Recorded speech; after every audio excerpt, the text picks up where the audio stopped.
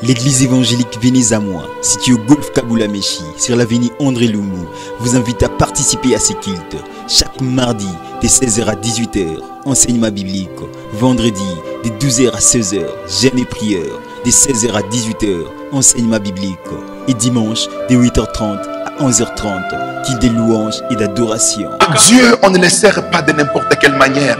Dieu, on les sert d'après les modèles qu'il a tracés lui-même.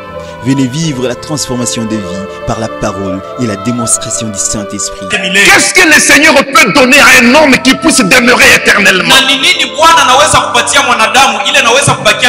Si ce n'est que le royaume. Si ce n'est que le royaume.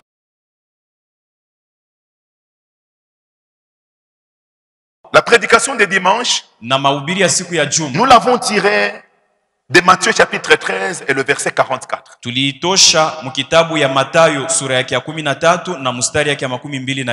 Matthieu chapitre 13 et le 44e verset.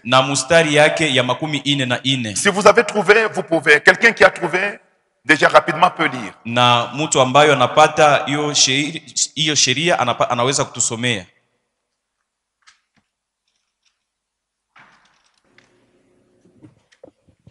Nous lisons Matthieu chapitre 13 et le 44e verset au nom de Jésus. Amen. Amen. Le royaume des cieux est encore semblable à un trésor caché dans un champ. L'homme qui l'a trouvé le cache et dans sa joie, il va vendre tout ce qu'il a et achète ces champs. Amen. Amen, amen. Amen. C'est la parabole du trésor caché. Ni fumbo ya hazina yenye kufichika. Le Seigneur aimait beaucoup parler en parabole. Le Seigneur aimait beaucoup prêcher en parabole. Il aimait beaucoup enseigner en parabole. Na Bwana Yesu alipendaka sana kusema katika fumbo, kuhubiri katika fumbo. Et ici, le Seigneur enseigne à ses disciples en parabole, parlant d'un trésor caché. Na huku Bwana anakuwa anafundisha wanafunzi wake katika fumbo, anasemezea hazina yenye kufichika. Il parle d'un trésor qu'un homme a découvert dans un champ. Anasemezea maneno ya hazina ile mtu anakuta anavumbula katika shamba. Et cet homme réenterre les trésors qu'il a découvert. Na huyu mtu anaenda tena kuzika ile hazina alivumbula. Il rentre chez lui, il prend tout ce qu'il a, tous ses biens, il les vend. Anarudia kwake, anakamata bitu yake byote na kubiuzisha. Avec les produits de la vente, il va acheter les champs. Na matokeo ya bitu bila luzisha akaenda kuza shamba dans lesquels il avait trouvé les trésors, na mwile shamba kukuta mwazina afin de devenir propriétaire de ces trésors. Kula kwe mkubwa mwenye ile hazina. Et le Seigneur dit que le royaume de Dieu est semblable à ce trésor-là. Na Bwana nasema ufalme wa mbingu unafanana na ile hazina. Amen, amen. Le royaume des cieux est semblable à ce trésor-là que ce cultivateur a trouvé et qu'il est allé cacher. Il est rentré chez lui, il a vendu tous ses biens, il est revenu auprès du propriétaire du champ, il lui a acheté ce champ-là pour devenir propriétaire du trésor. Na ufalme wa mbingu unafananisha na ile hazina, ile ule mlimaji alienda kuvumbula katika shamba, anafichika hayo, anaenda kuzisha bitu yake byote na ile pesa anapata, anakuza ile shamba kule, hazina ile kuwe yake. Amen, amen. Amen. C'est beaucoup de choses qui sont cachées derrière cette parabole. Ni bitu mingi binafichwa katika hiyo fumbo. Et cette parabole nous montre de quelle manière nous devons vivre, de quelle manière nous devons marcher. Na hiyo fumbo inatufasilia namna gani tunaweza kutembea na kuishi. De quelle manière nous devons marcher avec le Seigneur. Namna gani tunaweza kutembea na Bwana. Amen, amen. Amen. J'aimerais dans un premier temps essayer de parler du contexte de cette parabole. Na mimi napenda mwatua ya kwanza kusemezea ni mumanjira kani balienda kuandika hiyo fumbo. Avant d'entrer dans les vifs, dans la profondeur du message. Mbele ya kuingia muuketo wa mjumbe. Vous savez, aujourd'hui nous avons des banques.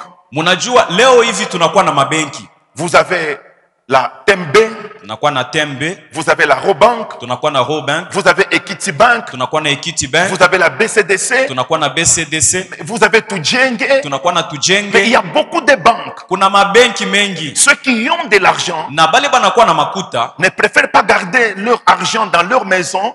Abapende kuchunga fedha yabo manyumba. Ils s'estiment en insécurité. Banajiona kama banaweza kubapomonea. Ils prennent leur argent, ils vont déposer à la banque. Banakamata fedha yao na kwenda kuyatia katika benki. Parce que la banque peut garder leur argent en sécurité. Kwani benki naweza kuchunga fedha yabo na kuichunga mzuri. Mais dans les anciens temps, na mumanyakati ya zamani les banques n'existaient pas. mabenki haikuwako. Amen, amen. Amen. Dans les anciens temps, les banques n'existaient pas. Mumanyakati ya zamani mabenki haikuwako. Alors, qu'est-ce que les gens faisaient? Na bantu balianza kufanyaka nini? Les gens prenaient leurs biens de valeur, leurs richesses. Na bantu balianza kamata bitu yabo ya bei wala utajiri. Ils prenaient leur argent, par exemple. Balianza kamata fedha yabo kwa mfano. Ils allaient creuser dans les champs, ils les enterraient là. Banenda kuchumbula katika shamba na kuzika mule. Amen, amen. Amen. Parce que les voleurs peuvent venir à la maison, Kwani mwizi anaweza karibia kunyumba ils ne trouveront pas ces biens de valeur. na asitakuta ile bitu ya bei. Les voleurs ne vont pas trouver l'argent à la maison. Na mwizi asitakuta franga kunyumba. Parce que le propriétaire de la maison a déjà caché son trésor, il a déjà caché son argent dans un champ et les voleurs ne connaissent pas. Kwani mwenye makuta wala mwenye hazina yake ashaizika katika shamba na mwizi ashiwe fasi banazika. Et en Israël, il y avait cette pratique-là d'aller enterrer son argent ou son trésor dans un champ. C'était vraiment une pratique courante. Na katika Israeli kulikuwa tabia kawaida ya kwenda kuzika franga wala hazina katika shamba. Et il y avait plusieurs circonstances qui poussaient les gens à aller enterrer leur trésor. Na kulikuwa manjira mengi ya kuachana ilianza sukuma bantu kwenda kuzika mazina yabo katika Vous shamba. savez qu'Israël a toujours été un territoire très combattu, très attaqué par les armées des peuples voisins. Na mnajua mzuri Israeli ilikuwa inchi ile mataifa mengine ilianza kushambulia kabisa. Israël a passé beaucoup de temps en guerre. Na Israeli alipitisha manyakati mingi katika vita. Vous connaissez par exemple la guerre que les Philistins menaient contre Israël. Les Philistins étaient devenus les ennemis jurés d'Israël. Na najua kwa mfano vita ile Wafilistini walianza kukombanisha Israeli na Wafilistini walikuwa waadui wa nguvu kabisa mbele ya Israeli. Alors pendant la guerre, Na wakati ya vita qu'est-ce que les gens faisaient? watu walianza kufanya nini? Ils prenaient leurs richesses, ils allaient les creuser des trous dans leurs champs, ils les enterraient là-bas. En attendant, pour qu'après la guerre, ils viennent déterrer leurs richesses. Walianza kuchukua mali yabo na kwenda kuzika katika mashamba kule, kama vita inaisha banaenda kuichumbula na kurudisha yo kunyumba. Il y a d'autres personnes qui fuyaient la guerre. En fuyant la guerre, ils quittaient le territoire d'Israël. Ils allaient en dehors, ils quittaient les pays pour aller dans d'autres pays. Mais comme c'était très risquant de partir avec son trésor, avec ses biens de valeur, ils creusaient des trous dans des champs, dans leurs champs, ils les enterraient dans l'espoir de revenir lorsque la guerre se terminera. Na kuku batu bengine wakati ya vita vile ilikuwa kigumu kukimbia na ile bujito ya hazina, balianza kuyajika katika shamba kule, kama vita inamalizika banaweza kurudia joko kutafuta hazina yao. Tout comme il y a des gens, à cause des situations politiques, ils n'avaient plus d'épée en Israël, ils préféraient s'exiler. Même aujourd'hui, il y a des gens qui n'ont pas d'épée dans notre pays, qui préfèrent aller en exil. Même à l'époque d'Israël, les gens qui se trouvaient en insécurité, ils allaient en exil. Et ils enterraient leurs richesses dans leurs champs avant d'aller en exil. Na kunakuwa batu bengine kufuatana na makokotano katika hatua ya siasa. Kama vile leo muinchi yetu kuna batu bengine bapatane na bakubwa banakuwa na madaraka, banapenda kwenda kuishi nje ya mugini. Na bale batu balianza kamata hazina yabo banajika katika shamba. Alors il pouvait arriver ceci. Na iliweza kufika hivi. Quelqu'un a enterré son trésor dans un champ. Na muntu anajika hazina yake katika À shamba. cause de la guerre par exemple. Ajili ya vita kwa mfano. Mais dans cette même guerre-là, il décède. Na katika ile vita anakufa. Personne ne connaît qu'un trésor, que cet homme qui est mort avait laissé son trésor dans un champ quelque part. Na kuna muntu anajua kama huyu muntu anakufa aliacha mali yake mu mashamba fulani. Des fois, il arrivait que celui qui avait caché son trésor dans un champ avait oublié l'endroit où il avait caché ce trésor-là. Na ilianza kufika hata mara nyingine muntu alijika mali yake katika shamba, anasabwa fast alijika mali. Ça pouvait aussi arriver, celui qui était parti en exil et qui avait caché son trésor, il a fui la situation politique, il est allé dans un autre pays, espérant revenir plus tard. Mais quand il arrive dans ce pays-là, il meurt là-bas, ou il trouve que c'est quand même bien de rester là-bas, il prospère là-bas. Mais le trésor, lui, est resté caché dans les champs. Na iliweza hata kufika muntu anakimbia mumugini yake, kula naenda anaenda kufariki, wala anakuta kama kunakuwa kuzuri kushindia mgini yake, anabakia kule na hazina inabakia katika shamba. Amen, amen. Amen. Donc, lorsque le Seigneur parle d'un trésor caché qu'un cultivateur est allé trouver dans un champ, le Seigneur n'invente pas des choses. Le Seigneur parle d'une pratique qui se fait dans la société. Na wakati Bwana anasemezea maneno ya hazina, mtu fulani alienda kuzika katika shamba, ashiseme maneno anatunga mkichwa, ni maneno ilikuwa kawaida katika Israeli. Le Seigneur enseignait comme cela. Ni Bwana alianza kufundisha vile. Le Seigneur enseignait en prenant des exemples que l'on connaît dans la société. Il prend un exemple de ce qui s'est fait. Par exemple, c'est la période de la sémence. Il parle de la parabole du semeur. Un semeur est sorti pour aller s'aimer. Et parce que les gens savent que quand quelqu'un va s'aimer, il prend sa sémence dans un sac, il commence à jeter. Vous voyez?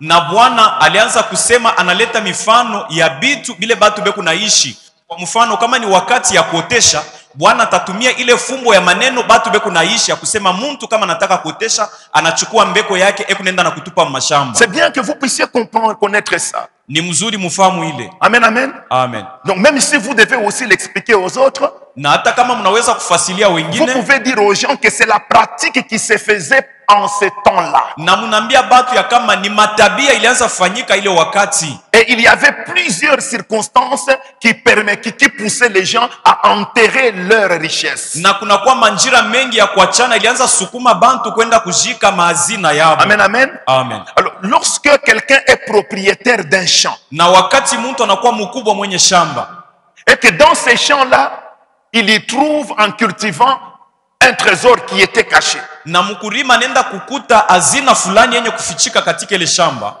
il devient propriétaire de ce trésor-là. na anakuwa mkubwa mwenye hazina. Amen, amen. Amen. C'était la pratique de ce temps-là. Na ilikuwa ni tabia ya ile wakati. Vous allez quelque part, vous dites à l'État, je vais acheter ces champs ici. Unaenda fasi fulani, unaambia serikali ya kama mimi napenda kuuza hiyo shamba. Je vais acheter cette terre, je vais y faire ma ferme. Mimi napenda kuuza hiyo shamba ikuwe fasi yangu ya kuvukia hapa. Avec des années en cultivant, vous y trouvez un trésor qui était caché. Na mubwingi ya miaka mkulima unakuta utajiri fulani yenye kujikwa mule. Comme vous êtes propriétaire du champ, Na vile unakuwa mkubwa mwenye shamba, vous êtes également propriétaire de tout ce qui se trouve caché dans le sous-sol. na paka pale unakuwa mkubwa mwenye bitu vyote benye kufichwa ndani ya bulongo. C'est comme ça que ça se faisait avant. Ni vile ilianza kufanyika ile manyakati. Amen, amen. Amen. Alors le Seigneur donne cet exemple-là. Na Bwana analeta ile mfano. Mais dans l'exemple que le Seigneur donne, Na mwiyo mfano Bwana analeta, c'est quelqu'un qui n'est pas propriétaire du champ. ni mtu mmoja ana mkubwa mwenye shamba.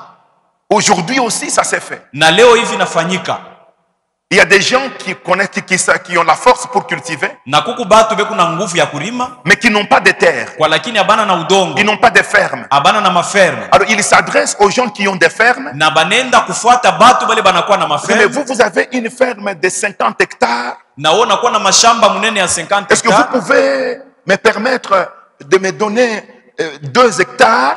Je vais faire mon champ là-bas et je vous paye. Vous voulez que je paye combien pour ces champs-là que je vais faire? Na unaweza kunikopesha hako hata hektari 2 nikuripe njo nifanye shamba mule ndani. Le propriétaire peut dire, Na mkubwa anaweza kusema, ok, je vous autorise de faire les champs, na kuruhusu ufanye mashamba. mais vous allez me donner 10% de la récolte que vous allez faire. Na utanipatia moja ya 10 ya mavuno ilo Ce tatosha. sont des choses qui se font jusqu'aujourd'hui. Ni bitu vinafanyika hata leo hivi. Amen, amen. Amen. Ce sont des choses qui se font jusqu'aujourd'hui. Ni bitu vinafanyika hata leo. Alors, dans l'exemple que le Seigneur a donné, un homme qui n'avait pas de terre est allé louer un champ quelque part pour y cultiver. Na mumufano ile Bwana naleta, mtu fulani akukuwa na mashamba akaenda kukopa mashamba ya benyewe juu ya kulima. Mais suivez bien ce qui se passe. Na mfuate mzuri ile napitakana. L'homme loue les champs d'autrui. Na ule mtu anakopa mashamba ya benyewe. Il commence à cultiver dans ces champs-là. Anaanza kulima ile shamba. Mais en cultivant, il Na mkulima, trouve un trésor là-dedans. Anavumbula mwazina. Il se dit en lui-même, Anajisemezea peke yake, si je dis au propriétaire du champ, kama mimi naonesha mwenye mashamba il viendra prendre ce trésor. atakuwa kunyang'anya hiyo hazina. Parce que moi, je ne suis qu'un locataire. Kwani mimi nakuwa tu niko naripia. Je suis venu louer ces champs. Mimi nakuwa ni kuripia mwiyo shamba. Ce que je trouve ne m'appartient Na pas. hii mimi nakuta mwaina yangu. Même si c'est moi qui ai trouvé, Na hata kama ni mimi niikuta, les propriétaires du champ et les propriétaires de ce que j'ai trouvé. na mkubwa mwenye mashamba anakuwa mkubwa mwenye kitu mimi nakula. Mais comme cet homme a compris, il a réalisé la valeur de ce trésor-là. Na vile ule mtu alienda kuelewa bei ya ile hazina, Alors qu'est-ce qu'il va faire d'après ce que le Seigneur dit? na atenda kufanya nini kufuatana na ile Bwana anasema? Cet homme rentre, il prend d'abord ce qu'il a trouvé là, il cache encore. Na ule mtu anabeba tena ile hazina, anapata, anayofuchika tena. Parce que les propriétaires du champ peuvent par hasard passer au champ. Na kwani kwa kafla mkubwa kwenye shamba anaweza kupitia pale. Il peut venir faire une inspection, dire je vais faire la visite dans mon champ, même si j'ai fait louer à quelqu'un. Anaweza kusema hata kama misha kopesha mashamba yangu inabidi nikafanye upeguzi. Et il peut trouver les trésors. Na anaweza kukuta hazina. Il va dire au type qui cultivait, atambia ule mtu alianza kulima, c'est dans mon champ que tu as trouvé, ça ni m'appartient. mashamba yangu nakuta ni yangu. Alors qu'est-ce que l'homme va faire? Na ule bwana anafanya nini? Il prend ce trésor qu'il a trouvé là. Anachukua ile hazina Il anapata. les cache encore très loin. Anaifuchika tena mbali Il sana. creuse encore davantage. Il enfouit les trésors très loin dans le sol. Anachumbula tena sana na kwenda kufuchika ile hazina katika udongo. Il couvre les trésors. Il fait semblant comme s'il n'avait rien trouvé. Na anafunika analandisha kama shikupate kitu. Il rentre chez lui à la maison. Anarudia kwake kunyumba. Il compare la valeur de ce trésor à la valeur des biens qu'il a. Anafananisha bei ya ile hazina na vitu vyake vyote vinakuwa kunyumba. Il se dit non, même s'il faut que je perde tout, j'accepte de tout perdre pourvu que je puisse acheter ces champs afin que je devienne propriétaire de ce que j'ai trouvé là-dedans. Anasema hata kama nafadhali nipoteshe vitu vyote, nitabipotesha kule nikwe mkubwa mwenye hiyo hazina. Alors le Seigneur dit que cet homme est allé tout vendre. Il est allé tout vendre. Na Bwana anasema huyu mtu anenda kujisha vitu yake vyote. Il a pris ses vêtements, il a vendu. Il est peut-être resté avec les seuls vêtements qu'il avait encore. Anachukua mavazi yake anauzisha, kwa mfano nabakia na vazi moja alikuwa nayo kumwili. S'il avait une seule maison, il l'a vendue. Na kama alikuwa na nyumba moja anayauzisha. S'il avait une seule chaise, il l'a vendue. Kama alikuwa na kiti moja anauzisha. S'il avait un seul lit, il l'a vendu. Kama alikuwa na kitanda moja anauzisha. Parce que le Seigneur dit il a vendu tout ce qu'il possédait. Kwani Bwana anasema aliuzisha vitu yote alikuwa navyo. Il est resté main vide. Akabakia mikono utupu. Avec le produit de la vente, l'argent. Na ile fedha ya vitu aliuzisha. Il est allé chez le propriétaire pour acheter les champs. Anenda kwa mkubwa mwenye shamba juu ya kuuza ile mashamba. Il a acheté ces champs-là. Na akauza ile shamba. Et par conséquent, il est devenu propriétaire du trésor qu'il avait trouvé dans les champs. Na kama matokeo anakuwa mkubwa mwenye hazina alikuta katika ile shamba. Étant devenu propriétaire du champ, il devient propriétaire du trésor. Na kisha kuwa mkubwa mwenye shamba anakuwa tena mkubwa mwenye hazina. C'est ça la parabole que le Seigneur a donnée. Ni ile fumbo Bwana analeta. Et le Seigneur dit que ce trésor-là, il est comparable au royaume des cieux. Na Bwana anasema ile hazina inafananishwa na ufalme wa mbingu. C'est là que se trouvent les messages. Na pale panakuwa mjumbe. C'est là que se trouve la prédication. C'est là que se trouve l'enseignement. Ni pale panakuwa mafundisho na mahubiri. Amen, amen. Amen. Les cultivateurs, mulimaji c'est les croyants. ni mwaminifu. Amen, amen. Amen. Les cultivateurs, celui qui a loué un champ pour aller cultiver, c'est les croyants, les chrétiens. Na mulimaji mtu ule alienda kukopa mashamba juu ya kulima anakuwa mwaminifu na Mkristo. Les champs dans lesquels les cultivateurs est allé creuser, est allé faire les champs. Na mwile shamba mule mulimaji alienda kurima. Ce champ-là, Na ile shamba ça représente les Écritures saintes. Il Ça a- représente la parole de Dieu. Ça représente plus précisément l'évangile que le Seigneur a amené. inaonesha neno la Mungu, na kupika mkazo pale yulu inaonesha injili ile Bwana Yesu peke yake alikuwa kuhubiri. Rappelez-vous que le Seigneur parle en parabole. Na mkumbuke kama Bwana anakuwa anasema katika fumbo. C'est-à-dire il parle avec des Ni images. kusema nasema kupitia mapicha. Nous devons comprendre chaque image représente quoi. Tunapasha kuelewa kila picha inamaanisha nini. Amen, amen. Amen. Quand vous étudiez une parabole, vous devez savoir que dans la parabole, on parle avec des symboles. Vous devez être capable de comprendre que chaque symbole représente telle réalité. Chaque symbole représente telle vérité. Wakati unajifunda fumbo na fumbo inakuwa na picha, inabidi ukuwe na ile uwezaji ya kujua kama picha fulani inakuwa na mjumbe fulani, picha fulani inamaanisha kitu fulani. Amen, amen. Amen. Par exemple, Kwa mfano, une petite parabole en Swahili. kafumbo kidogo katika Swahili. Amen, amen. Amen. Kinga mumatelo. Un vélo sur une pente. Ça veut dire quoi? Inataka kusema nini? Kinga mumatelo. Un vélo sur une pente. Vous voyez un vélo sur une pente. Na kinga mumatelo. Le vélo va en vitesse. Na kinga kuna kimbia sana. Même si celui qui est sur le vélo là ne pédale pas, mais le vélo s'en va. Na hata kama ule anakuwa yulu ya kinga ashipedale hapana kwa lakini kinga kuna telemuka. Alors, cette parabole là, Na ile fumbo. kinga là, ça représente quelque chose. Le vélo représente quelque chose. La pente, ça représente quelque chose. Na ile matelo inaonesha kitu ingine. La vitesse, ça représente quelque chose. Na mbio ya kinga inamaanisha kitu fulani. Oui, kinga mumatelo. Le vélo sur Ça une veut pente. dire tout simplement Bukari Nangaingai. Inataka kusema Bukari na Mulenda. Amen, amen, Amen. Dès que ça se trouve sur la gorge, même si tu ne fais aucun mouvement, ça passe. Kama isha kufika pa muribu, upende usipende itatelemuka. Amen, amen. Amen. Même un malade qui ne sait pas avaler, dès qu'on lui donne le foufou avec le moulenda, il avale.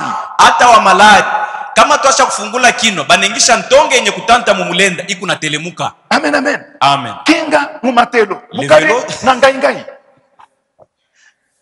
Amen, amen. Amen. C'est en parabole, n'est-ce pas? Ni fumbo. Hein, celui qui a donné cette parabole, il prend des symboles, des images, il vous demande à vous de comprendre ce que ça veut dire. Na ula naleta ile fumbo anaomba sasa mwende mkaelewe kile nataka kusema. Et là, dans cette parabole, il y a ce que le Seigneur veut dire. Na katika ile fumbo kuna kitu kile Bwana anapenda kusema. Le Seigneur n'a pas besoin de parler d'un simple cultivateur. Na Bwana ashipende kusemezea tu mlimaji wa Le bure. Seigneur n'a pas besoin de parler d'un simple champ. Na Bwana ashipende kusemezea tu mashamba yetu ya Le bure. cultivateur ici, c'est le croyant. Mlimaji hapa ni mwaminifu. Tout celui qui a cru en Jésus, Na yoyote aliamini ndani ya le Yesu, chrétien, Mkristo c'est celui-là qui est le cultivateur. ni ula na kuwa mlimaji. Amen, amen. Amen. Les champs, Na shamba d'un cultivateur, na shamba ya mlimaji c'est la terre où il est en train de faire son champ. ni bulongo kwa fasi anafanya mashamba yake. Mais les champs d'un chrétien, Na shamba ya Mkristo, les champs d'un croyant, shamba ya mwaminifu c'est la parole de Dieu. ni neno la Mungu. Amen, amen. Ce Amen. sont les écritures saintes. Ni miandiko takatifu. Amen, amen. Amen. Et le trésor lui-même, Na hazina yenyewe là nous n'avons pas à chercher parce que le Seigneur lui-même a dit que le trésor représente le royaume des cieux. na pala tutatafuta tena, kwani Bwana peke yake anasema ile hazina inamaanisha ufalme wa mbingu. Alors voici l'enseignement que le Seigneur veut que nous puissions tirer de cette parabole. Na muone mafundisho Bwana anapenda tushike kupitia hayo Le mafundisho. Seigneur veut nous montrer de quelle manière quelqu'un peut entrer dans le royaume des cieux. Na Bwana anapenda kutuonesha namna gani mtu anaweza kuingia mufalme wa On mbingu. n'entre pas dans le royaume des cieux de n'importe quelle manière. Na mufalme wa mbingu abaingi yake mu namna Ce n'est yoyote. pas parce que vous dites que vous croyez au royaume des cieux que vous allez y entrer. Il y a des choses qu'il faut faire pour entrer dans le royaume des dieux. Aina njoo unaamini ya kama utaingia mufalme wa mbingu na bia kweli utaingia. Kuku bitu bile nastahili ufanye juu ya kuingia mufalme wa mbingu. Amen, amen. Amen. Il faut travailler comme un cultivateur. Inabidi kutumika kama mlimaji. Alors retournons d'abord à la vie d'un cultivateur. Na turudie mbele kumaisha ya mlimaji.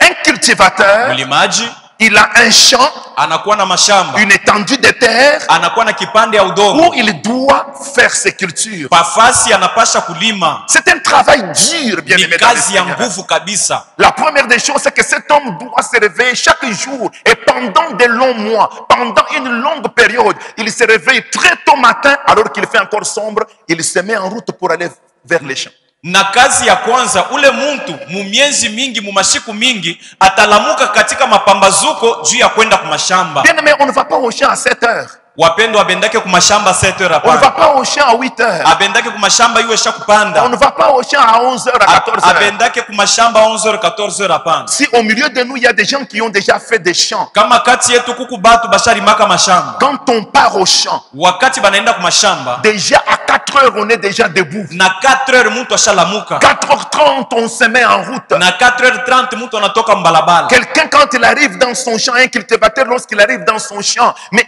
le soleil se lève pendant qu'il est déjà en travail dans son champ. Na mlimaji wakati anafika mu mashamba yake, yua iko natoka inamkuta sha kwanza kutumika kazi. C'est le tout premier sacrifice qu'il faut faire si vous voulez faire un champ. Na njoo kujitoa kwa kwanza kule nabidi kutumia wakati unataka kufanya Et mashamba. surtout, nous sommes en train de parlait des cultivateurs de cette époque-là de Jésus, non pas des cultivateurs d'aujourd'hui qui cultivent avec des tracteurs, avec des machines, et ils peuvent les faire même en plein midi. Non, Na- les cultivateurs de cette époque-là n'avaient pas de machines. tukunasemezea balimaji ba ile wakati aina balimaji ba wakati yetu ya leo bale banakuwa na mamazembe yabo banaweza kwenda kulima nayo. Amen, amen. Donc Amen. il y a d'abord un tout premier sacrifice qu'il faut consentir. C'est d'abord le temps. Le temps. Na kuku mbele kujitoa kwa kwanza inakuwa ni wakati. Accepter de perdre son sommeil, se réveiller très tôt matin. Kuitikia kupotesha bushingishi bwako kulamuka asubuhi kabisa Se mettre en route pendant qu'il fait encore noir. na kuanguka mubarabara na chini patikali peushi Avec tous les risques de croiser des malfaiteurs, des bandits, des brigands.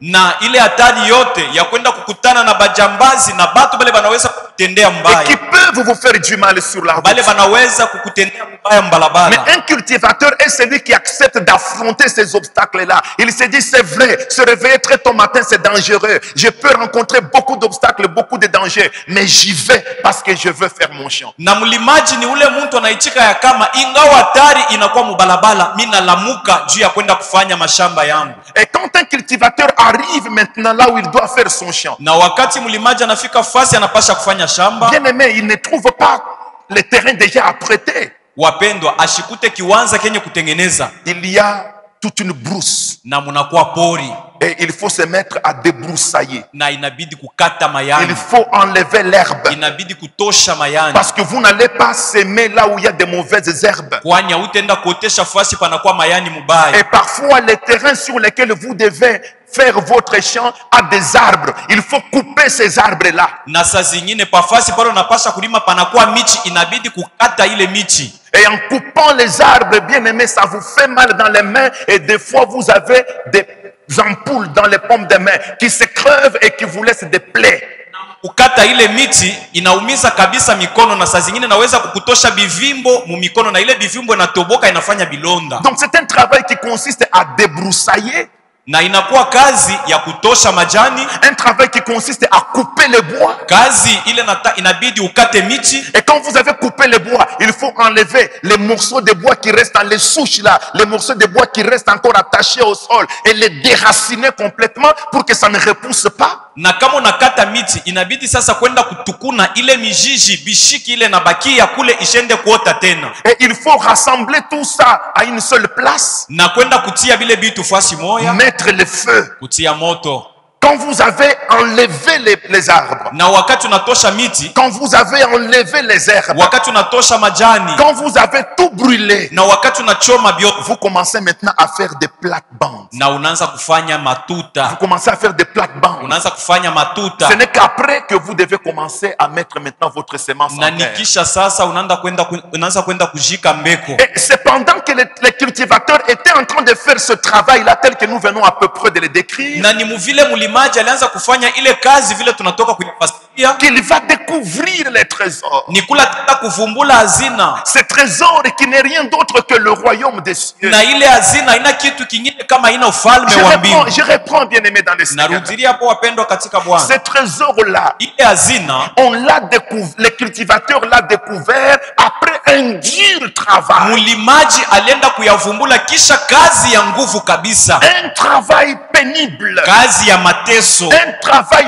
fatigant. kazi ya kuchokesha, Un travail parfois même décourageant. na kazi saa zingine inakupotesha kiasi. Vous savez, il y a des gens qui ont pris des décisions de faire les champs, mais 3-4 jours, ils sont découragés, ils ont abandonné. Na mnajua kuku batu balichukua ile mpango ya kufanya mashamba masiku 3-4 anaenda kuachilia. C'est dans ce travail dur-là Ni katika ile kazi ya nguvu que le cultivateur découvre les trésors. mulimaji anaenda kuvumbula hazina. Amen, amen. Amen. Donc les royaumes de Dieu, Na ufalme wa mbingu, les royaumes de Dieu, ufalme wa Mungu on en connaît l'importance, tunajua mafaa yayo, on les découvre tunayatambua en creusant dans les na évangiles. mkuchumbula katika miandiko, Comme le cultivateur creuse dans son champ. kama vile mulimaji anachumbula katika Comme shamba, le cultivateur est en train d'enlever les mauvaises herbes, il est en train d'éliminer tous les obstacles. na kama vile mulimaji akunaenda kutosha mayani yote mubaya na vizuizo vyote. Amen, amen. Amen. C'est là qu'il a trouvé les trésors. Ni kula alienda kupata hazina. Chrétien que vous êtes, Na mukristo vile unakuwa vous pale, ne connaîtrez jamais l'importance l'abondance du royaume de Dieu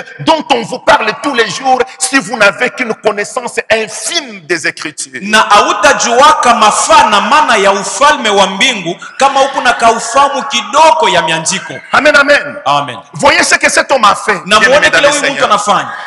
Quand il a découvert ces grands trésors, Wakati alienda kuvumbula hiyo hazina kubwa, il est allé vendre tous ses biens. anaenda kuzisha vitu yake vyote. Pourquoi? Juu ya nini? Parce qu'il a connu la valeur du trésor. Kwani alienda kutambua bei ya hazina. Amen, amen. Amen. Il a connu la valeur du trésor qu'il a découvert à la suite d'un grand travail. Alienda kutambua bei ya hazina ile alienda kupata kisha kazi kubwa. Amen, amen. Amen. Oui, ma soeur, déplacez-vous un peu avec le bébé. Amen, amen. Amen. Il a découvert la valeur de ces trésors-là. Anaenda kutambua mafaa na bei ya ile Non hazina. pas parce qu'il est arrivé dans les champs. Haina jua alifika mu mashamba. Non pas parce qu'il s'est assis dans les champs. Haina jua alikala mu mashamba. Non pas parce qu'il a travaillé, il a coupé un seul bois. Jua alikata tu muti moya. Non, mais c'est le travail qu'il a abattu, le grand travail qu'il a abattu, qui l'a conduit à découvrir les trésors. Na kazi kubwa ile alienda kufanya ni ile limufikisha kwenda kuvumbula hazina. Amen, amen. Amen. C'est pourquoi je vous ai dit le dimanche. Ni kwa maana nilimiambia siku ya Juma, Beaucoup de gens batu mingi n'entreront pas dans le royaume de Dieu, même s'ils croient en ce royaume. abatengia mu ufalme wa mbingu hata kama banaminia ile ufalme. Ils entendent parler du royaume. Banasikia banasemea ufalme. Ils connaissent qu'il existe le royaume des cieux. Na banafahamu ya kama ufalme wa mbingu hakika unakuwa. Ils en parlent, ils croient en cela. Banayasemezea na banaminia. Mais ils n'y entreront pas. Kwa lakini abatengia mu. Amen, amen. Amen. Parce qu'ils n'en connaissent pas la valeur. Kwani abajue bei yayo.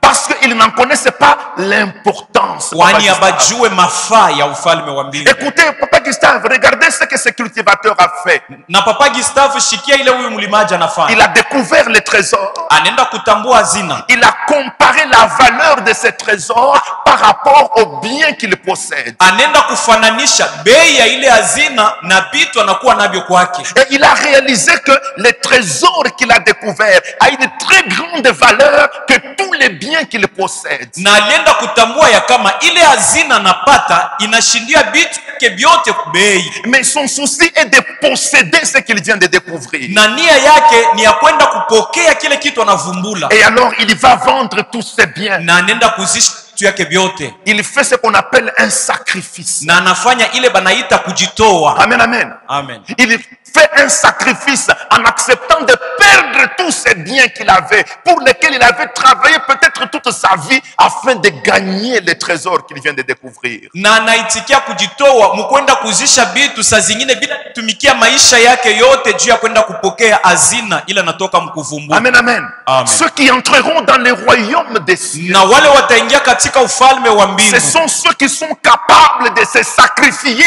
pour entrer dans ce ni royaume-là. bale beku na uwezaji ya kujitoa juu ya kuingia mwile ufalme wa Mungu. Je reviens. Narudilia, Le cultivateur, mulimaji il a vu les trésors, anaona hazina mais ces trésors ne lui appartiennent pas na parce ile qu'il a vu. hazina aina yake, Parce qu'il a vu.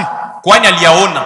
Il a fallu qu'il se sacrifie pour obtenir ces trésors-là. Ilibidi ajitowe kule ile hazina ikuwe Et yake, quel est le sacrifice qu'il a fait? na ni matowazi alifanya. Il a banalisé tout ce qu'il possède dans sa vie. Alienda kubeula vitu yote anakuwa navyo katika nyumba. Il considère que tout ce qu'il possède dans sa vie n'a pas de valeur par rapport à ce qu'il vient d'éprouver. Na nenda kutambua ya kama vitu vyote anakuwa navyo mu maisha yake abina na bei ya kulingana na kitu Et anavumbua. alors il va sacrifier tout ce qu'il avait Na atenda kutoa vitu yote alikuwa navyo en vendant cela. na mukuzisha ili. Amen, amen. Amen. Un chrétien véritable, Na mukristo wa kweli, le chrétien qui est digne d'entrer dans le royaume de na Dieu, mukristo ula nastahili kuingia mufalme wa Mungu, c'est le chrétien, le croyant qui est capable de sacrifier sa vie pour le royaume de ni Dieu. mwaminifu ule kuna uwezaji ya kutoa maisha yake juu ya ufalme wa Mungu.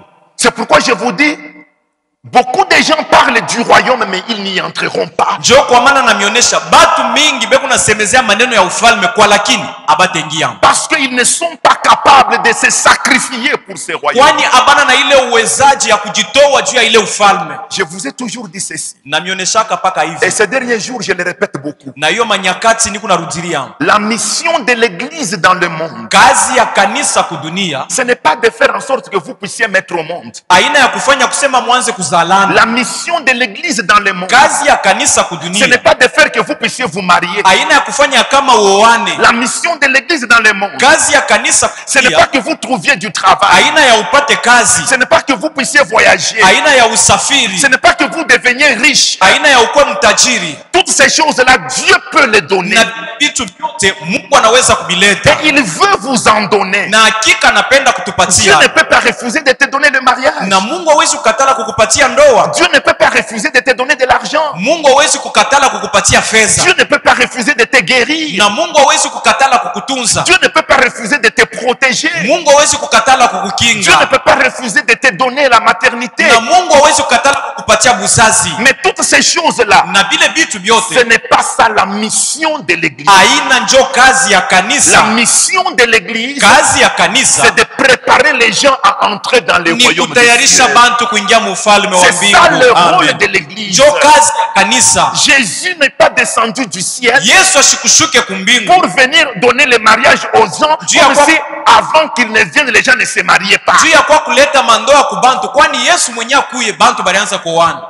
Avant que Jésus ne vienne, les gens se mariaient. Mbele ya Yesu kuya kudunia bantu balianza kuoana. Jésus n'est pas descendu du ciel pour venir donner la guérison, parce qu'il y avait déjà des guérisons qui se faisaient. Na Yesu ashikutoke kumbingu njo kwa kuleta matunzo, kwani mbele ya kuye bantu balianza kupokea matunzo. Amen, amen. Amen.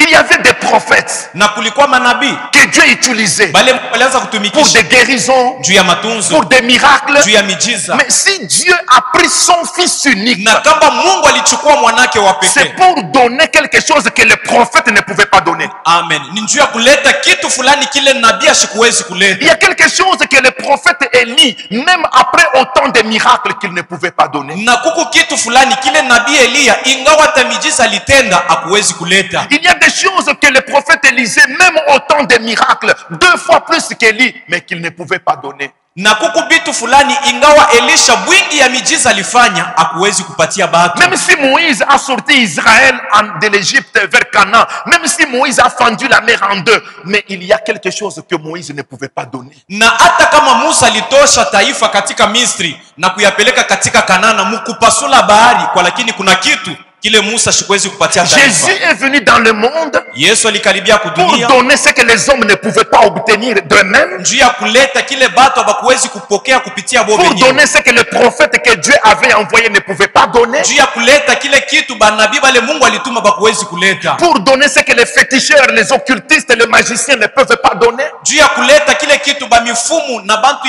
ya kichawi ila bakupasha kuleta. Jésus est descendu du ciel, il est venu dans le monde pour donner ce que les autres religions ne peuvent pas donner. Na Yesu alishuka kumbingu kuya kudunia njoo kuleta kile kitu madini yote haiwezi kuleta. Jésus est descendu du ciel pour venir apporter les royaumes de Dieu. Yesu alishuka kumbingu njoo kuleta ufalme wa mbingu. C'est pourquoi quand il revient du désert, la première prédication qui sort de sa bouche, mubadirike ufalme wa mbingu na karibia, convertissez-vous, le royaume des cieux est proche. Wakati anatoka katika jangwa, mjumbe yake ya kwanza, badirikeni kwani ufalme wa mbingu ni karibu. Mais ce royaume de Dieu là, Na ile ufalme wa mbingu pour y entrer, juu ya kuingia ça demande des efforts, inalomba kujikazisha, ça demande de la force, inalomba nguvu, ça demande un sacrifice. inalomba Et matowazi. quel est ce sacrifice là? Na ni kujitoa kani, Être prêt, kuya tayari, être prêt kuya de tayari, se sacrifier kujitoa pour l'œuvre du juu ya Seigneur. kazi ya Bwana.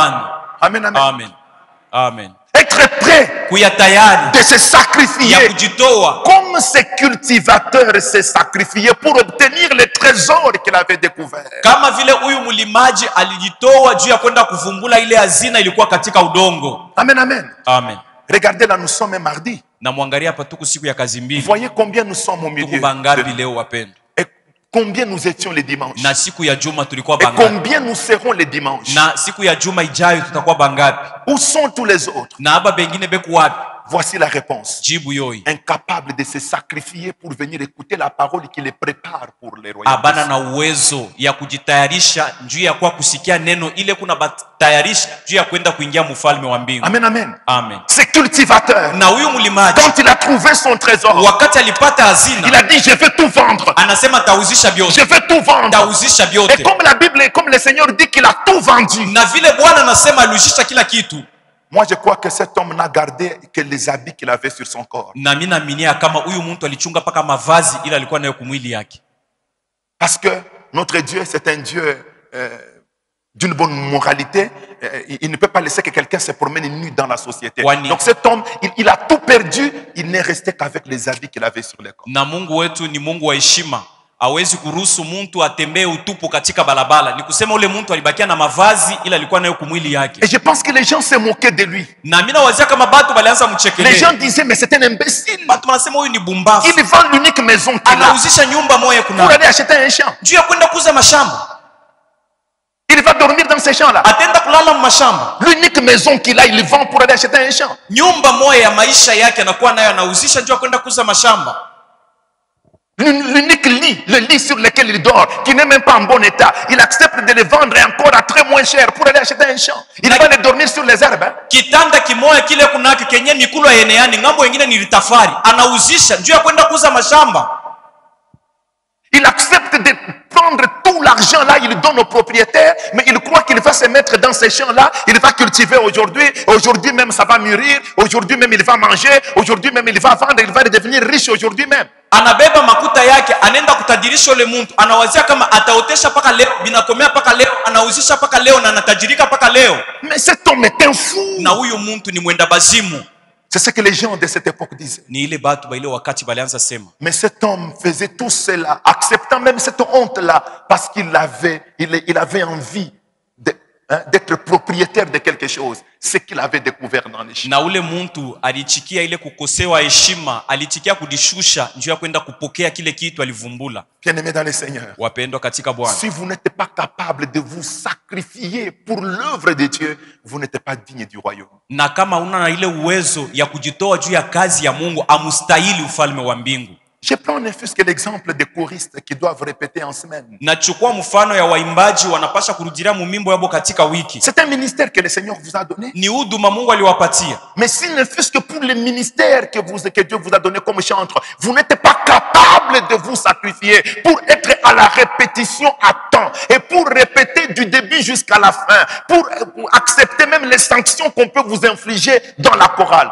Vous n'êtes pas digne du royaume de Dieu. Vous connaissez le royaume de Dieu. Vous entendez parler du royaume. Vous croyez en ce royaume-là, mais vous n'y entrerez pas. Parce que ceux qui y entrent, ce sont ceux qui sont capables de se sacrifier pour ce royaume-là. Na kama waimbaji amuna na ile uwezo ya kujitoa kuheshimia ile matengenezo mwebenye mnabeba juu ya kurudilia mumamimbo, mjue ya kama amustahili kuingia mfalme wa mbingu. Et que dire lorsqu'il s'agit de l'argent? Na tutasema nini kama inaelekea maneno ya fedha? Combien de gens sont capables de se sacrifier dans le domaine de l'argent pour que l'œuvre de Dieu aille de l'avant? Na bantu ngapi beku na uwezo ya kujitoa kwa na makuta kule kazi ya Mungu iende kumbele? Il y a quelque chose qui m'a scandalisé un jour. Na kuku kitu mwa kilinishitusha siku moja. J'ai rencontré quelqu'un qui avait beaucoup de moyens. Mimi nakutana na mtu alikuwa na manamuna mengi kabisa. Quelqu'un qui avait beaucoup de parcelles. Ni mtu alikuwa na mampango mingi. Quelqu'un qui a beaucoup de voitures. Ni mtu kuna magari mingi kabisa. Mais un jour, Na siku moja à l'église on demande, quelqu'un peut nous aider avec $200. na kukanisa banatuomba eti mtu anaweza kutusaidia kwa na $200. Il se tient debout. Anasimama yule. Il dit, moi j'amène 30, que les autres viennent aussi ajouter. Anasema mimi kunaleta 30 na mwe muongeze. Incapable de prendre les $200 à lui seul, il les donne. Ana na uwezo kubeba $200 yeye mwenyewe Alors aleta. qu'il a beaucoup d'argent. Kuna makuta mingi. Il a à peu près 7 voitures. Kuna magari hata 7. Est-ce que cette voiture, ça Magari représente 7. quelle valeur? Ni ya bei kani? Est-ce qu'il les a achetés avec $30? Eti aliyauza na $30? Est-ce qu'il les a achetés avec les $200? Aliyauza na $200? Amen, amen. Amen. J'ai vu des églises qui sont locataires. Niliona makanisa iko nalipia. Alors que dans ces églises-là, vous trouvez des gens avec 2, 3, 4, 5 parcelles. nayo mwile makanisa unakuta bantu na mampango 2, 3, 4, 5 Et il n'y a aucun homme pour dire, moi je donne ma parcelle. na kuna muntu hata moya anasema mimi naleta mpango yangu. Oh Seigneur. Bwana, J'ai même vu quelqu'un dire, na miliona hata mtu mwana anasema j'ai prié dans une église. niliomba mkanisa moya, Une maman qui dit, mama moya anasema bon, comme vous n'avez pas d'argent pour acheter la parcelle, vila muna na makuta kuza lupango, eh bien, moi et mon mari, nous acceptons d'acheter cette parcelle ici comme on est en train de la vendre. mimi na bwanangu tunechikia kuuza ulu lupango lwa kanisa vile beku nelujisha, Mais vous allez être nos locataires. na mwe mutaanza kulipia amo sasa, L'église va devenir locataire. na kanisa itaanza kutulipa kumwisho ya mwenji yote. Quelqu'un de l'église Mama wa mkanisa qui apprend l'église, là où se trouve l'église qui est locataire, là on est en train de vendre. anashikia sema mule mumpango muku kanisa yabo beku nuzisha. Mais nous nous sommes réunis, nous avons dit non maman, mais nous ne pouvons pas. Tunakusanika tunasema mama, hatuwezi kwa batu Est-ce que vous ne pouvez pas acheter pour nous, pour l'église? hawezi kutujia kwa lupango shi Elle kanisa. dit non. Anasema hapana. Comme il en est ainsi, eh bien moi, si vous ne voulez pas que nous puissions acheter avec mon mari, que nous puissions acheter, si vous voulez acheter, eh bien à ce moment-là, nous vous prêtons $3,500. C'était en 1995. En 96, nous on vous prête $3,500 pour que vous puissiez acheter et on nous vendait la parcelle à $15,000. Bon. Non. Non, oui, $15,000. Elle a dit, je vous prête 3,500 et faites un effort, mais dans un an, vous devez nous rembourser cet argent. Anasema kama mwe kanisa munakatala kwa balokateri betu, mimi na bwanangu tutamikopesha makuta $3,500. Mpango baranza kushana 15,000. Anasema mumashiku kidogo muturudishele makuta yetu. Nous n'avions pas de choix, nous avons pris le crédit. Atukwenda namuna nyingine tunasema mama utupachi. Un an après, Na kisha mwaka moya nous avons eu des problèmes. tunapata mambo. Le propriétaire a vendu cette parcelle à quelqu'un d'autre Na mwenye lupango analuisha tena kwa muntu mwingine. et nous n'avions pas les 3,500 qu'il fallait rembourser parce que les 3,500, on avait déjà avancé à ce type-là, mais il vend la parcelle à quelqu'un d'autre et il part à Kinshasa. Na atukukwenda namuna kumrudishia yule mama 3,500 yake. Tulikuwa tusha kuipeleka kama avance. Yana usha tena kwa muntu mwingine anabeba makuta yote anaenda Kinshasa. Mais je vous assure, Na uhakikishia. nous avons failli faire la prison. Na tulipasha kuingia shibo wote kanisa mjema mbuloko. Une sœur de l'église. Dada wa mkanisa. Mais si les gens ne sont pas capables de se sacrifier pour l'œuvre de Dieu, vous pensez qu'ils entreront dans le royaume? Non, le royaume des cieux appartient à ceux qui sont violents. Le royaume des cieux appartient à ceux qui sont capables de se sacrifier pour ce royaume. Na kama muntu kama yule hawezi kujitoa juu ya kanisa, ule muntu hawezi kuingia mufalme wa mbingu, kwani ufalme wa mbingu ni bashujaa jo banaingia amo. Si tu n'es pas capable de te sacrifier pour l'œuvre de Dieu, Na kama una na uwezaji ya kujitoa juu ya kazi ya Mungu, si tu n'es pas capable de sacrifier ton temps pour l'œuvre de Dieu, kama una na uwezaji ya kutoa wakati yako juu ya kazi ya Mungu, tu n'es pas digne d'entrer dans le royaume de Dieu, tu n'y entreras pas. haustahili kuingia mufalme wa mbingu na utengia kama. Amen, amen. Amen. Les choses de Dieu, Bitu ya Mungu en commençant par le royaume, kuanzia kufalme jusqu'à toutes les autres choses que nous voulons que Dieu nous donne. na hata hii mabitu yote tunapenda Mungu atupatie, Dieu nous les donne lorsque nous sommes capables de nous sacrifier. na Mungu anatupatia mpaka wakati anaona kama tuna uwezo ya kutoa. Je vous donne souvent cet exemple-là, un exemple personnel. Na mipatiaka paka ile mfano yangu mimi binafsi. À l'époque, quand j'étais encore étudiant, Na mwile wakati nilikuwa mwanafunzi, en dernière année de mes études à l'université, na kumwaka ya mwisho ya shule ya juu, j'ai fait un rêve dans lequel quelqu'un me dit, cette année tu vas terminer tes études avec distinction et tu vas rester à l'université comme professeur. na lota ndoto mtu mwana nyambia kama utaisha masomo yako na achanisho ya nguvu kabisa na utabakia kama mwalimu huku kushule ya juu. Et pendant 5 ans à l'université, je m'étais battu pour avoir cette distinction-là. Premier graduat, wapi. Deuxième graduat, wapi. Troisième graduat, wapi. Première licence, wapi. C'est en deuxième licence, quand je suis déjà découragé, que j'ai fait les rêves. Na tangu nianza kufundaka masomo nilianza kujipika kusema nifanye distinction graduate deuxième paka mwaka ya mwisho nikafanya ile ndoto. J'ai prié dans cette église de la Kenya là dont je viens de vous parler à propos de cette sœur-là. Nilianza kuomba kukanisa ya Kenya ile mimi nasemaka ya Muribaya. Kule tulianza kuomba na ule dada. Alors je me dis, cette année je vais avoir une distinction, ok.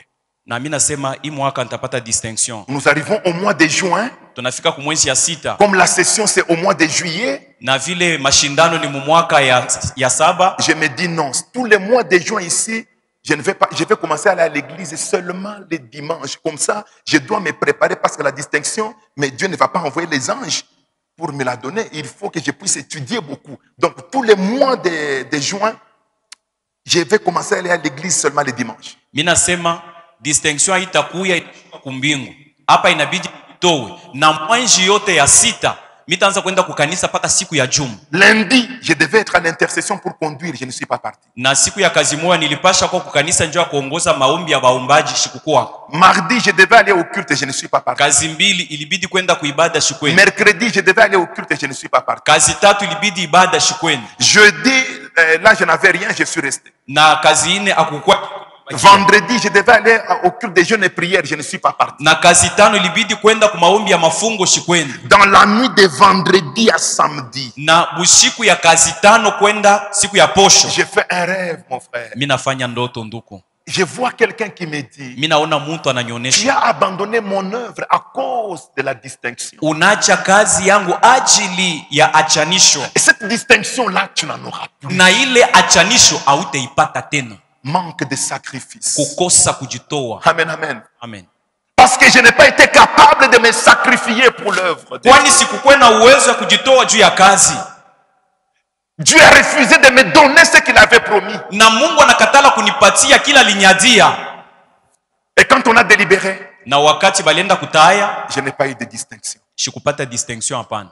Quand Dieu dit, Wakati Mungu anasema, il réalise ce qu'il a dit. anatimiza kila Il anasema. a dit, à cause de la distinction, tu as abandonné mon œuvre. Anasema ajili ya distinction kwa masomo unaacha kazi À yangu. cause de la distinction, tu n'es pas capable de te sacrifier pour mon œuvre. Ajili ya distinction na katala kujitoa juu ya kazi yangu. Et même cette distinction-là, tu n'en auras plus. Na hata ile tofauti hautaipata Bien tena. aimé, tout ce que vous voulez obtenir de la part de Dieu, ça demande votre sacrifice. Kila kitu mnapenda kupokea kutoka kwa Bwana kinaomba matowazi yenu. Moi, je me demande, les gens veulent que Dieu les bénisse, mais il n'y a aucun sacrifice qu'ils font pour Dieu. Na bado banapenda Mungu ababariki kwa, lakini hakuna kujitoa hata kumoya juu ya Mungu. Cette bénédiction ne viendra pas. Ile baraka haitakuya.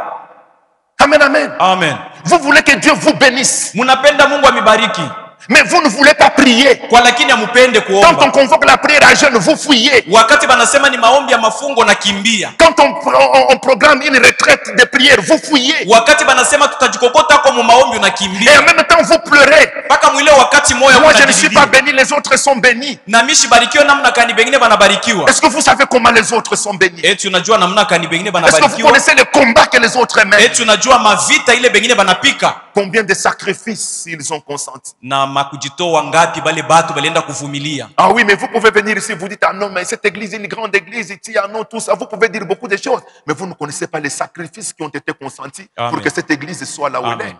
Unaweza kuyo nasema ngaraki kikanisa kinene mzuri kabisa, me aujue ni kujitoa ngapi bantu banajitoa njoo hii kanisa ikuye viiko. Le royaume de Dieu, le royaume des cieux est semblable à ce cultivateur-là qui est allé, qui a creusé, qui a travaillé péniblement. Et dans ce travail pénible, il a découvert un trésor. Na ufalme wa mbingu inakuwa kama ile kazi huyo mlumaji alienda kufanya ya nguvu kabisa, anatumika natoka yasu kabisa juu ya kwenda kupata ile hazina. Bien aimé, vous devez creuser dans les Écritures. Wapendwa, mnapasha kuchumbula katika miandiko. Amen, amen. Amen.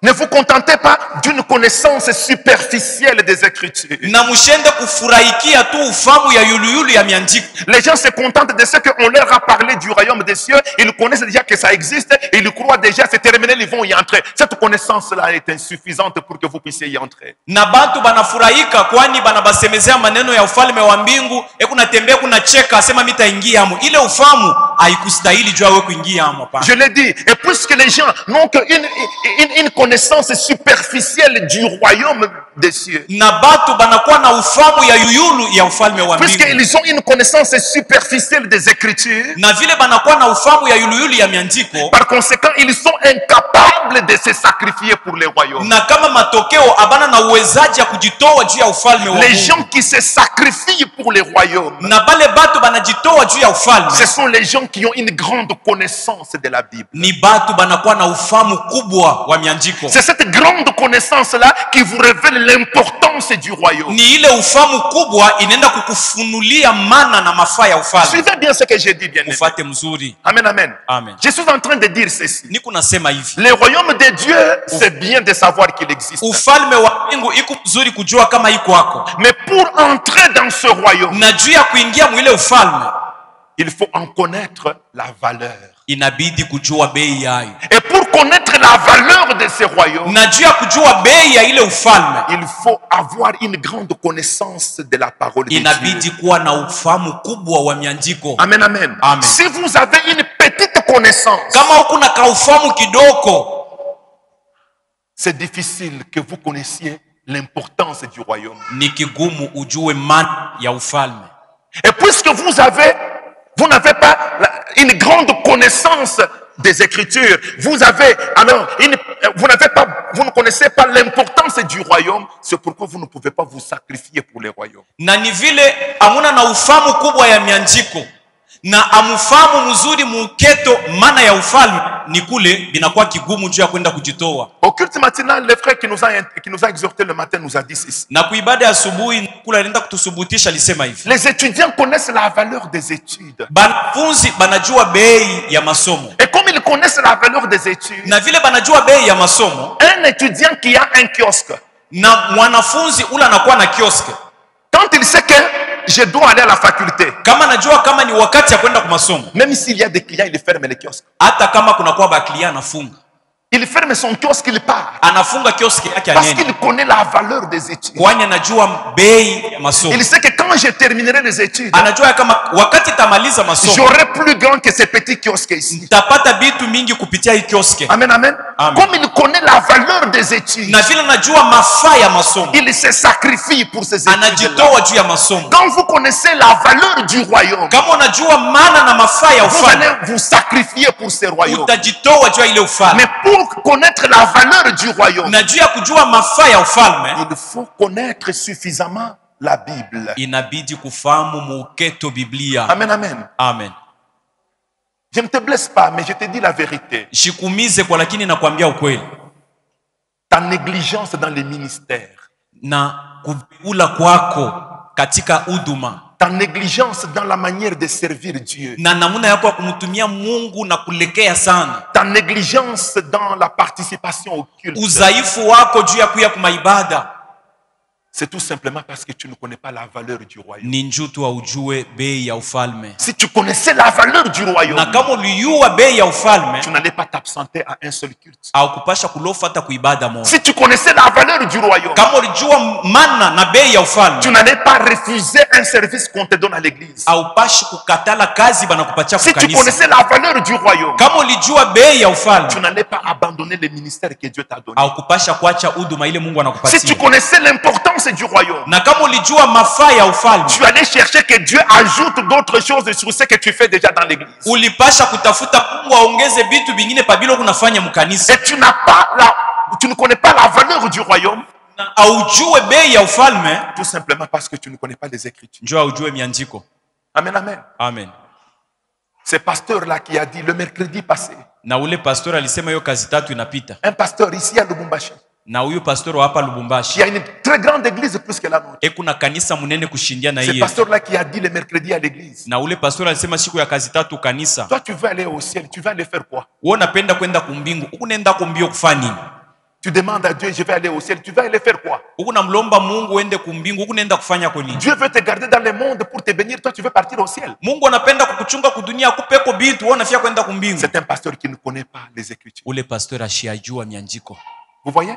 Parce que ça montre qu'il ne connaît pas l'importance du royaume. Binaonekana ya kama asijue maana ya ufalme. C'est pourquoi il dit aux gens, non, vous voulez aller faire quoi au ciel? Njoo pale kunauliza bantu sema mnapenda kwenda kufanya nini kumbingu? Parce que lui, il croit qu'au ciel, les gens vont commencer à se marier, avoir des bars, avoir des restaurants. Il croit qu'au ciel, les gens vont commencer à avoir des voitures, ils auront des maisons, et ainsi de suite, comme nous faisons la vie ici. Il croit que ce sont ces choses-là qui sont au ciel. Alors il croit que ce n'est pas important parce que nous avons déjà ces choses-là ici. Yanaona kama kwenda kumbingu ni kwenda kuishi hivi bintu tu kunaishi huku kuoana, kutembea mu magari, kuyenga manyumba, kwenda kulia kwa restaurant. Anasema abina na mafaa tubiishi huku. Il ne connaît pas l'importance du royaume. Asijue maana ya Tout simplement ufalme. parce qu'il ne connaît pas la Bible. Jo asijue Biblia. Amen, amen. Amen. Bien aimé, faites un effort. Wapenda mjikazishe. Creusez. Muchumbule. Creusez. Muchumbule Ayez sana. le temps chez vous de lire la Bible. Na mjipatie kule uwezo ya kusoma Biblia. Et je vous dis toujours, Na nioneshaka paka. la bonne église, Kanisa mzuri c'est cette église où on vous prêche les royaumes. ni kanisa ile beku na mihubiri Je ne ufalme. suis pas contre la prophétie, Na mishi katale matabiri. mais une église doit être évangélique et non prophétique. Kanisa inapasha kuwa ya injili hapana ya kinabii. Amen, amen. Parce Amen. que la prophétie ne nous introduit pas dans les royaumes. Kwani matabiri haituingishe mfalme wa mbingu. Mais elle est bonne, nous en avons besoin. Iko mzuri tunakuwa nayo Et c'est lazima. pourquoi c'est tout un ministère. Jo kwa maana inakuwa huduma. Amen, amen. Amen. Mais il est question de mettre les priorités. Na inabidi kutia vitu binakuwa vya mafaa. Amen, amen. Amen. L'apôtre Paul Na mtume Paulo connaissait l'importance du royaume. alijua maana ya ufalme. Amen, amen. Amen. Et naturellement, il connaissait les Écritures. Na muhali tu ya umbile alikuwa mtu mwenye Et kujifahamu comme il miandiko. connaissait les Écritures, Na vile alifahamu miandiko, il était pharisien. alikuwa mfarisayo. Vous voyez, Paul, avant d'être chrétien, était pharisien. Na Paulo mbele ya kuwa Mkristo alikuwa mfarisayo. Et le pharisariat, Na ile masomo ya wafarisayo être pharisien, na kuwa mfarisayo c'était le niveau le plus élevé en Israël dans la spiritualité. ilikuwa ni hatua ya juu kabisa Mwisraeli muhali ya kiroho. Il y avait plusieurs écoles, hein, Na kulikuwa masomo mingi de Dieu en Israël. ya miungu katika Israeli. Mais quelqu'un qui devient pharisien, Na mmoja ule anakuwa mfarisayo, c'est-à-dire il a atteint le niveau le plus élevé dans les choses de Dieu. ni kusema anafika muhatua ya juu kabisa mubitu ya Mungu. Et il a même le droit d'être appelé rabbi, Na anakuwa na mapasha ya bamwite hata rabuni, maître. mwalimu. Amen, amen. Amen. Et Paul était pharisien. Na Paulo alikuwa mfarisayo. Amen, amen. Amen. Et il est devenu chrétien. Na anakuwa Mkristo. Et même dans le christianisme, quand vous lisez les écrits de Paul, c'est un homme qui a été suffisamment informé. Na hata mukristiani kama unasoma miandiko ya Paulo, ni mtu alikuwa na ufahamu kubwa Comme il kabisa. avait une grande connaissance des Écritures. Alikuwa na ufahamu kubwa ya miandiko. Paul dit ceci en 2 Corinthiens au chapitre 5. Paulo anasema hivi katika Korinto wa pili sura yake ya 5. Il dit, je désire quitter ce corps. Anasema nakuwa na nia ya kutoka katika hiyo Je mwili. n'ai pas besoin de vivre dans ce corps. Sina na lazima ya kuishi katika Je hiyo mwili. préfère quitter ce corps Napenda kutoka mwiyo mwili pour aller tout près de mon juu ya Seigneur. kwenda pembeni na Bwana wangu. Tant que je suis encore dans ce corps, Na hivi ni chingari katika hiyo mwili, je suis loin de mon Seigneur. niko mbali na Bwana Mais mon wangu. désir, c'est que j'aille tout près. Na nia yangu ni nimukaribie Bwana wangu. Qu'est-ce qu'il veut dire? Anataka kusema Il nini? dit, je préfère mourir. Anasema mimi napenda Parce kufa. que quand il dit quitter ce corps, quand quelqu'un quitte ce corps, c'est-à-dire qu'il meurt. Na wakati anasema mimi napenda kutoka mwiyo mwili, kutoka mwiyo mwili ni kufa. Il dit, je préfère mourir et quitter ce monde. Anasema mimi napenda kufa nitoke mudunia. Tant que je suis encore dans ce corps, je suis encore dans ce monde. Et par conséquent, je suis loin de mon Seigneur. Na hivi ni chingari naishi katika hiyo mwili, na kama matokeo niko mbali na Bwana Mais wangu. moi, je préfère mourir. Mimi napenda kufa Comme ça, je vais tout près de mon Seigneur. na kule nimukaribie Bwana wangu. Quelqu'un qui dit ça, Na yule anasema vile, c'est quelqu'un qui a découvert l'importance du royaume. amen, ni mtu anatambua mafaa ya ufalme. Mais comme les chrétiens d'aujourd'hui n'ont pas encore découvert l'importance du royaume. Na vile bakristu ba leo abayatambua maana ya ufalme. Non, non, il suffit seulement qu'on dise, non, nous voyons, on a vu un cercueil. Non, non, non, non. Le combat spirituel commence. Kama tu banasema hapa tu kunaomba tunaona sanduku au nom de Jésus sans effet. Comme si même le Seigneur lui-même avait dit que vous ne mourrez jamais. Le Seigneur n'a jamais dit ça. Inakuwa kama Bwana mwenyewe alisema amutakufaka. Le Seigneur peut montrer un cercueil pour dire que non, quelqu'un va mourir et cela va arriver. Na Bwana anaweza kuonesha sanduku, anasema mmoja atakufa na itafika. C'est pourquoi quand vous m'entendez dans la prière, lorsque je chasse les esprits des morts, je dis toujours la mort qui ne vient pas de toi. Parce que je sais qu'il y a des morts qui viennent de la part du Seigneur lui-même. Njo kwa maana wakati mnanishikiaka kama niko naombea ile mijumbe ya mpepo ya lufu, mimi nasemaka, mimi naoneshaka Mungu, nasema lufu lula lutoke kwako, kwani kuku lufu lwingine analo mapenzi ya Mungu. Amen, amen. Amen. Les chrétiens d'aujourd'hui n'ont pas besoin d'aller auprès du Seigneur. Na bakristu ba leo abapende kwenda pembeni ya Bwana. Combien de pasteurs bapasteur bangapi acceptent aujourd'hui d'aller évangéliser dans des villages? bekunechika leo enda kapashe injili mumugini? Mais non, mais tous les pasteurs au Congo veulent aller en Europe, veulent aller aux États-Unis, veulent aller à Londres, veulent aller en France, veulent aller en Chine. Na bapasteur bamingi leo banapenda kwenda ku Amerika, kwenda ku Europa na kwenda Asia. Si aujourd'hui je dis, bon, nous allons ouvrir notre église du côté Kenya là-bas vers 5 ans. Alors, nous prenons tel, nous l'envoyons comme pasteur, nous prenons notre diacre David, le diacre, venez ici, on vous consacre comme pasteur, on vous envoie là-bas. Mais je ne sais pas si le diacre va accepter. Mais si je dis non, on construit une église sur l'avenue Lumumba, diacre, on vous met là-bas. Mais ça sera l'année prochaine, le diacre va commencer à pleurer. Papa, pourquoi l'année prochaine, faites ça seulement maintenant? Na kama mimi nasema tukunauza mpango ku 5 ans pori, tufungule kwa kanisa, tumubebe mshemaji David tumutume kule, atanijose pastor, unanitakia lufu au bujima. Na kama namuonesha sasa ni mulumumba humu, atose pastor, biko nakawa hivi je? Vous voyez? Unaona? Vous voyez? Unaona? Parce que les gens kwani batu lisent la Bible bekunasoma Biblia non pas pour chercher les richesses célestes. haina jua kutafuta utajiri ya Les gens mbingu. lisent la Bible Bantu bekunasoma pour Biblia chercher les richesses du monde. jua kutafuta utajiri wa kudunia. Amen, amen. Ils lisent la Bible Banasoma Biblia non pas pour chercher les royaumes. haina jua kutafuta Non, ufalme. les gens n'ont pas besoin du royaume. Na batu habana lazima na Les ufalme. gens lisent la Bible Batu banasoma Biblia pour rechercher les richesses de ce monde. jua kutafuta amo utajiri wa Parce que dans kudunia. la Bible ici, Kwani katika Biblia vous humu avez des passages qui peuvent vous procurer des richesses dans ce monde. muku miandiko ile naweza kukupatia utajiri kudunia huku. Il y a des passages qui peuvent vous donner de l'argent. Na kuku miandiko naweza kukupatia makuta. Il y a des passages qui peuvent permettre que votre vie soit élevée. Kuku miandiko ile naweza kuruhusu ya kama maisha yako inuliwe. Amen, amen. Amen. Mais ce n'est pas pour cela que Dieu a envoyé la Bible. Kwani aina juu ya ile Mungu alituma Biblia. Amen, amen. Amen.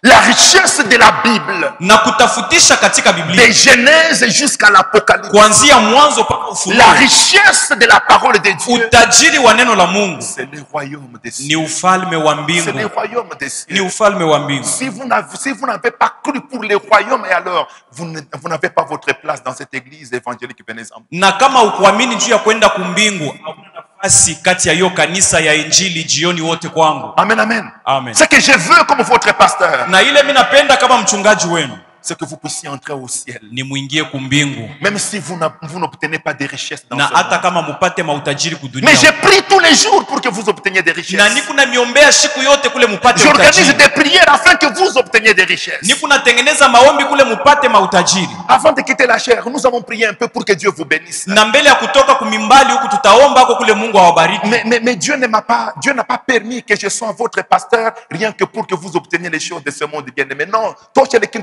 le pasteur Jean-Jacques n'est pas là. Si je suis ton pasteur, c'est pour que je t'amène au ciel. Na Mungu ashikuniruhusu kuwa mchungaji wako juu ya kukupatia vitu vya kudunia huku. Enlève cette histoire dans ta tête. Niku mchungaji wako ni njoo kukupeleka kumbingu. Je t'apprendrai les combats spirituels. Nitakufundisha vita ya kiroho. J'entrerai avec toi dans les combats spirituels. Nitaingia na wewe mu vita ya kiroho. Je t'apprendrai comment détruire les liens dans la vie. Nitakufundisha namna gani ya kukata mankamba ya kizazi. Je te parlerai de la sorcellerie qui détruit ta vie. Nitakusemezea maneno ya buloshi bule buku naribu maisha yako. Mais ce n'est pas ça que je veux principalement. Kwa lakini aina njo kazi yangu ya kwanza mimi napenda Ce juu que yako. je veux, Kile mimi napenda toi et moi, que nous puissions wewe na entrer. mie tuingie mfalme wa Mungu. Amen, amen. Amen. Toi et moi, que nous puissions entrer. Wewe na mie tuingie kumbingu. Avant de prier, je me résume. Mbele ya kuomba nitasema kifupi. Bien-aimés dans le Seigneur, Wapendwa katika Bwana, le royaume des cieux, ufalme wa mbingu ce n'est pas parce que vous en entendez parler que vous y aina entrerez. njoo kunashikia banasema na wote ingia amu. Travaillez pour entrer dans ce royaume. Tumika juu ya kuingia mwile ufalme. Le cultivateur a travaillé pour découvrir les Na trésors. mlimaji alilima juu ya kwenda kuvumbula ile hazina. Sacrifiez-vous pour entrer dans le royaume. Mujitowe juu ya kuingia mfalme. Le cultivateur s'est sacrifié en perdant tout pour acquérir les trésors. Na mlimaji alijitoa na kwenda kupotesha vitu vyote juu akapate ufalme. Pour le ministère que Dieu t'a donné, sois capable de te sacrifier. Na juu ya huduma Mungu anakupatia kuwa tayari ya kujitoa. Amen, amen. Amen. Pour tout ce que Dieu te demande de faire, sois capable de te sacrifier. Na juu ya yoyote Mungu anakuomba ufanye, kuwa tayari juu ya kujitoa. L'église évangélique Venez à moi, située au Golfe Kabula-Meshi, sur l'avenue André Loumou, vous invite à participer à ces cultes. Chaque mardi, de 16h à 18h, enseignement biblique. Vendredi, de 12h à 16h, jeûne et prière. De 16h à 18h, enseignement biblique. et dimanche de 8h30 à 11h30. Qu'il des louanges et d'adoration. Dieu, on ne les sert pas de n'importe quelle manière. Dieu, on les sert d'après les modèles qu'il a tracés lui-même. Venez vivre la transformation de vie par la parole et la démonstration du Saint-Esprit. Qu'est-ce que le Seigneur peut donner à un homme qui puisse demeurer éternellement? Si ce n'est que le royaume. Si ce n'est que le royaume.